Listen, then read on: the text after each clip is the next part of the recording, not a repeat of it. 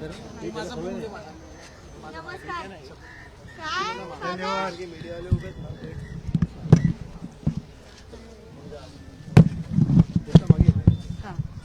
थोडं पुढे लावायचं ना तुला भाग्यश्री.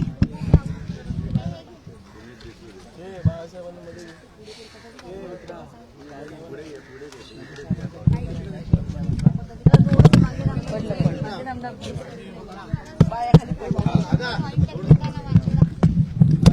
प्लीज थोडस मागे थांबता प्लीज मागे व्हा. बूम धरायला जागा लागते. थोडं मागे सरका.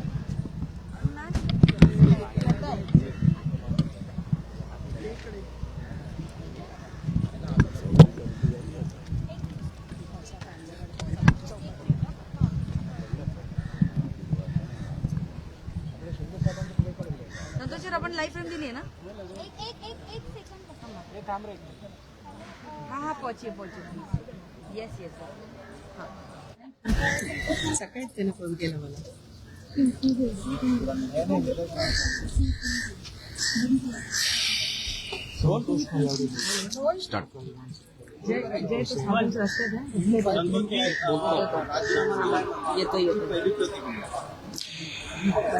निश्चित मोठ्या अंतःकरणाने मला दुःख होतंय, कारण 20 वर्षाचा प्रवास आणि 20 वर्षाचे नातेसंबंध एका परिवारात राहिल्यानंतर जे घट्ट बनतं आणि त्या परिवारातून जाताना निश्चित मन भरतं, मन भरून येतं, वाईट वाटतं.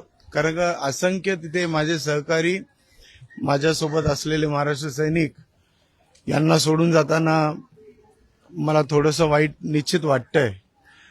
पण त्याच पदाधिकाऱ्यांसाठी आणि माझ्या प्रत्येक प्रभागातल्या महाराष्ट्र सैनिकांसाठी 29 डिसेंबर पर्यंत मी लढाई लढत होतो, झुंज देत होतो. आणि असं करत असताना, कारण एक शिवडी विधानसभेचा मी विभागाध्यक्ष म्हणून, एक पालक म्हणून माझी जी जबाबदारी होती ती निश्चित माझी रास्त होती असं माझ्या मनाला आणि माझ्या बुद्धीला पटत होती. म्हणून मी त्या ठिकाणी माझ्या नेत्यांकडे, माझ्या वरिष्ठांकडे मी मागणी केली होती. त्याला कारणही तशीच होती, कारण अनेक निवडणुकांमध्ये मागील झालेल्या आता 2019 पासून जर लेखाजोखा काढला तर ह्या शिवडी विधानसभेमध्ये अनेक घडामोडी होत होत्या. ह्या लालबाग, परळ, काळाचौकी, शिवडी ह्या प्रभागामध्ये पक्षाच्या स्थापनेपासून आम्ही सर्वजण खांद्याला खांदा लावून आम्ही एक जुटीने काम करत असताना 2009ला इथे आम्ही इतिहास घडवलेला होता. ह्याच शिवडी विधानसभेने महाराष्ट्राला, मनसेला पहिला आमदार जो दिला, आम्ही शिवडीकरांनी दिला. आमच्या सारख्या असंख्य कार्यकर्त्यांच्या मेहनतीमुळे तो निर्णय आम्ही तिथे आणला.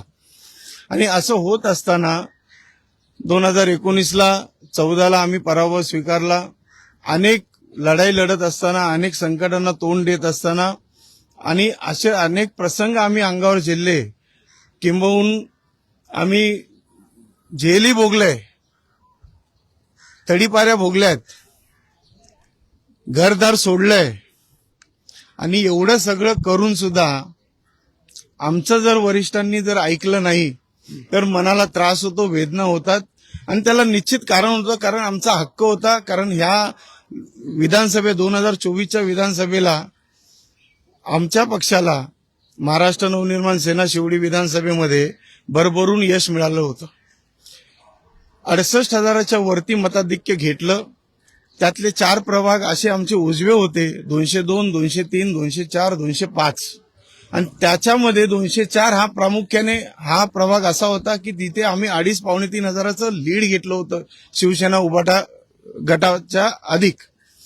आणि असं होत असताना आमची रास्त मागणी होती, कार्यकर्त्यांच्या भावना होत्या की निदान शिवडी विधानसभेमध्ये आम्हाला 2 ते 3 सीट मिळाव्या. आणि ती अपेक्षा आमच्या सर्वांची एकमताने होती. आणि काही दिवसानंतर आम्हाला 1 सीट युतीच्या गडबडीमध्ये आम्हाला 1 सीट सुटली आणि बाकीचे 4 प्रभाग माझे उघडे पडले. एक पालक म्हणून तिथल्या कार्यकर्त्यांना सांभाळायचं कसं, तिथल्या पदाधिकाऱ्यांना तोंड द्यायचं कसं, असे असंख्य आणि अनेक प्रश्न माझ्या समोर होते. अनेकांनी विचारले आणि त्या प्रश्नांना मी निरुत्तर होतो. कारण ह्याचं उत्तर फक्त आमचे नेतृत्व देऊ शकतात. त्याच्यामुळे आम्ही नेत्यांकडे मागणी केली होती. त्या नेत्यांना शेवटच्या दिवसापर्यंत आम्ही मागणी रास्त आम्ही मागून ठेवली होती. ह्या ताई पण होत्या आणि असंख्य पदाधिकारी आमच्या सोबत होते. आमची बैठक झाली. त्या बैठकीमध्ये पण आम्हाला सांगण्यात आलं की नाही, अजून काही झालेलं नाही, निर्णय झाला नाही. पण असं आम्हाला तुमच्याच माध्यमातून कळालं की आम्हाला 205 मिळाला आणि बाकीच्या प्रभागात आम्हाला अपयश ठरलं. आणि असं होत असताना शेवटी पदरी निराशा आणि फ्रस्ट्रेशन आणि ह्या सगळ्या गोष्टींना आम्ही एवढं त्याग दिला, बलिदान दिलंय, रक्त सांडलंय, रक्त घेतलंय आणि एवढं करत असताना कार्यकर्त्यांच्या भावनांना जर समजून घेत नसाल तर मग तिथे अर्थ नाही उरत. आणि असं होत असताना आमची कुठेतरी खच्चीकरण चाललेलं होतं. त्याच्यामुळे हा निर्णय आम्हाला घ्यावा लागला. कार्यकर्त्यांवर जो काही अन्याय झाला तुम्ही सांगताय, त्याला नेमकं जबाबदार कोण? आता निश्चितच त्या घडामोडीमध्ये नांदगावकर साहेब असतील, सरदेसाई साहेब असतील आणि त्या गोष्टींमुळे आम्ही आमचं कर्तव्य जे होते आम्ही त्यांच्याकडे मांडत होतो वेळोवेळी. आमच्या भावना समजून घ्यायला पाहिजे होत्या. शेवटी रणांगणात त्या सैनिकाला माहिती असते की दुश्मन किंवा दुश्मनाची ताकद काय असते किंवा आपलं नुकसान काय होणार आहे किंवा फायदा काय होणार आहे, ह्या त्या सैनिकाला माहिती असतं. आम्हाला ह्या प्रक्रियेमध्ये आम्हाला एक विधानसभेचा विभाग अध्यक्ष म्हणून किंवा सहकार्य म्हणून आम्हाला जर विश्वासात घेतलं असतं आणि आम्हाला तसंच स्पष्ट सांगितलं असतं, कदाचित आम्ही मन घट्ट बनवून आम्ही काहीतरी प्रयत्न ठेवला असता, केला असता. सर, आपण बघितलं की तुम्ही आत्ता प्रवेश केलाय, त्याचा काही फारसा उपयोग होईल असं वाटतंय? तुम्ही ज्या गोष्टीसाठी नाराज आहात ती जर गोष्ट तुम्हाला हवी होती तर तुम्ही आधी का नाही प्रवेश केला? बघा, चांगला प्रश्न आहे तुमचा. धन्यवाद मी मानेन तुमचे, तुम्ही हा प्रश्न केला. कारण जर मला लालच असती, प्रलोभनं असती किंवा काय असतं तर मी ह्या उमेदवारीच्या तिकीटच्या वाटाघाटीच्या आधीच प्रवेश केला असता आम्ही लोकांनी. आणि त्याचा उपयोग निश्चित आमच्यासारख्या सामान्य कार्यकर्त्यांना झाला देखील असता. पण आता आम्ही निर्णय असा घेतला, त्याच्या मागचं कारण एक आहे का माझ्या शिवडी विधानसभेमध्ये असंख्य असे काही कामं आहेत.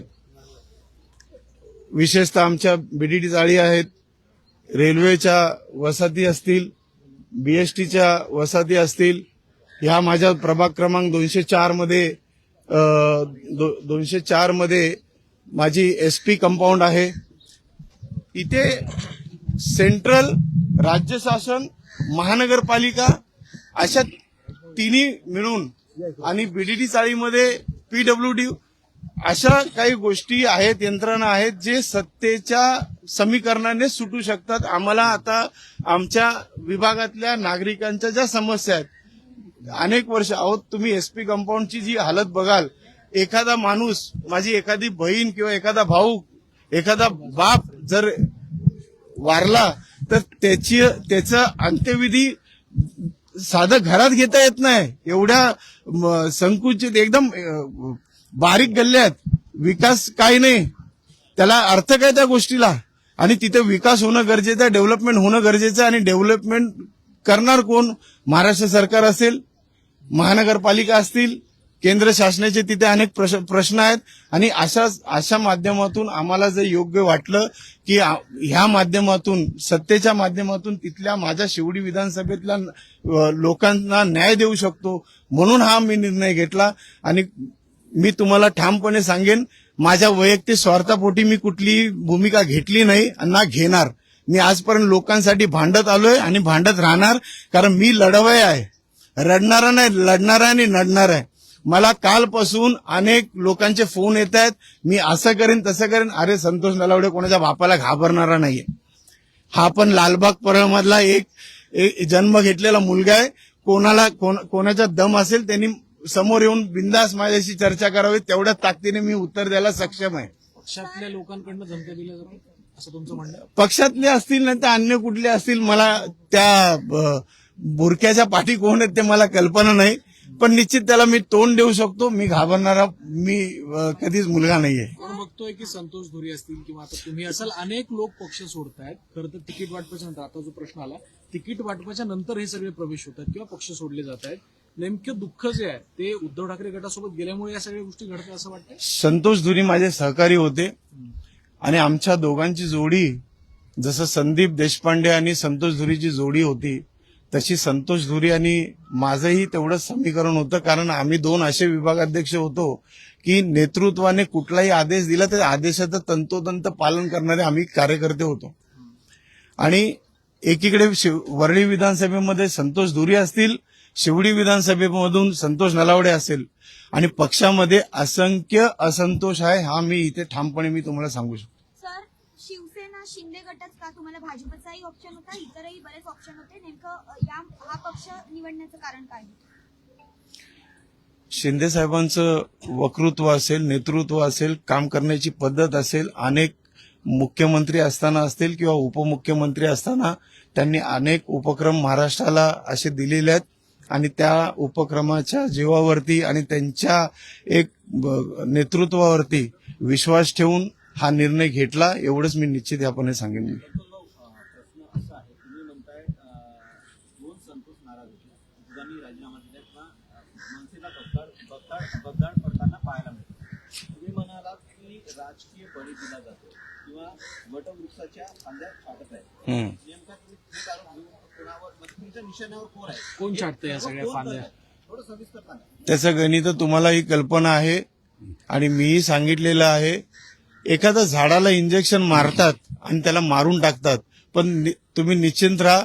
मी माध्यमाच्या माध्यमातून एवढं सांगेन, त्या वटवृक्षाच्या काही फांद्या माझ्यासोबत निश्चित येतील आणि त्या फांद्याचं नवीन रोपटं मी ह्या शिवडी विधानसभेच्या चांगल्या जमिनीत रोवेन आणि ते वटवृक्ष नव्यानं उभं करेन.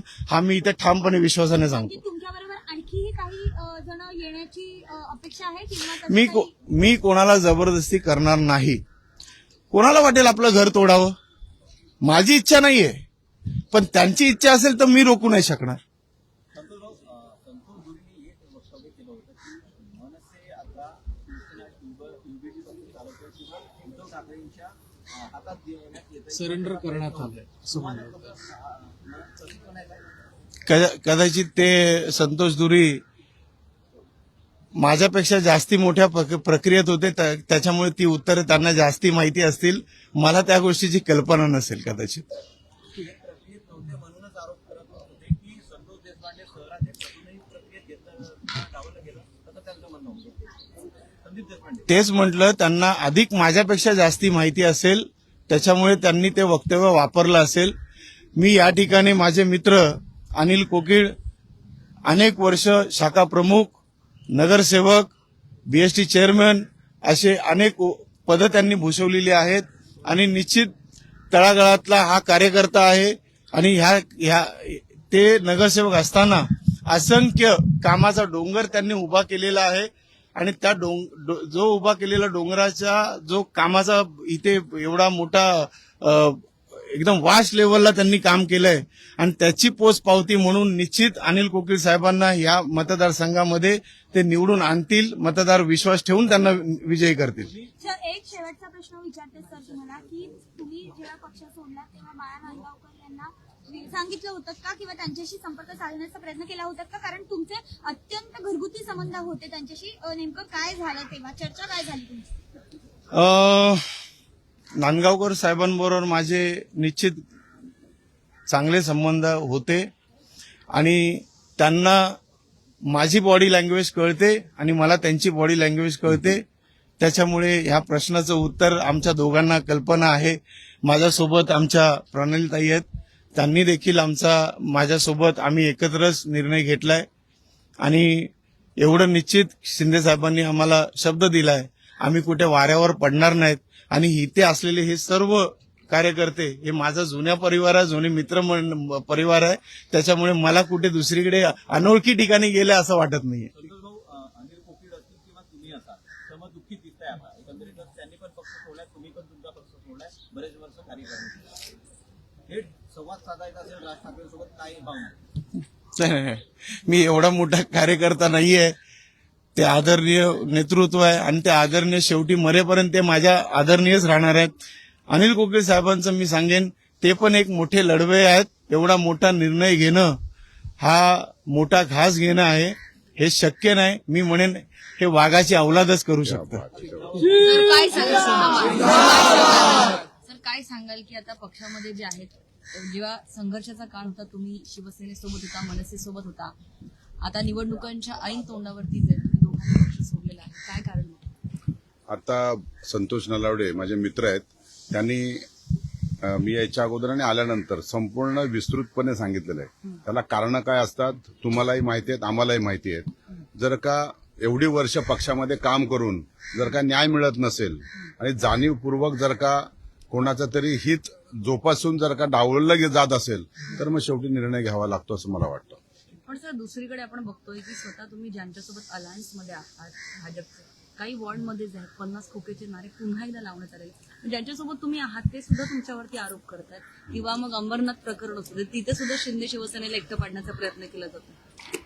कोणाला किती एकटं पाडतायत आणि नारे कोण लावतायत हे 15 तारखेला दिसेल मतपेटीमध्ये आणि 16 तारखेला जेव्हा गुलाल उधळला जाईल तेव्हा त्या गुलालामधून प्रत्येक कानाकानामध्ये लक्षात येईल की नारे ते कसे फोल होते आणि शिंदे गटाचे किंवा आपले उमेदवार जे आहेत ते कसे प्रचंड बहुमताने निवडून येत आहेत. आणखीन एक महत्वाचा मुद्दा कारण नेहमी म्हणजे गेली 25 वर्ष शिवसेनेची सत्ता होती तुम्ही दोघे तुम्ही सत्तेमध्ये होता त्यावेळेस आणि आतापर्यंत महापौर कोण असा प्रश्न इतका प्रकर्षाने कधी समोर आला नव्हता कारण शिवसेनेचाच महापौर होईल शिवसेना ठरवेल तोच महापौर होईल हे सांगण्यात येत होतं. अशामध्ये आता मात्र महापौर कोण होईल अशी लढाई सुरू असताना मुंबई महापौरचा दावा अद्याप शिवसेना शिंदे करत आहे. महापौर मुंबईमध्ये मराठीच होणार पण शिंदे म्हणजे शिवसेनेचं होतं मराठी होणार मराठी महापौर आपली काय आहे मुंबई ही मराठी माणसांची मुंबई आहे आणि या मराठी माणसाच्या मुंबईमध्ये सगळ्यांची इच्छा आहे की मुंबईमध्ये महापौर मराठी व्हावा आणि मराठी झाल्याशिवाय राहणार नाही हा माझा विश्वास आहे. थँक्यू.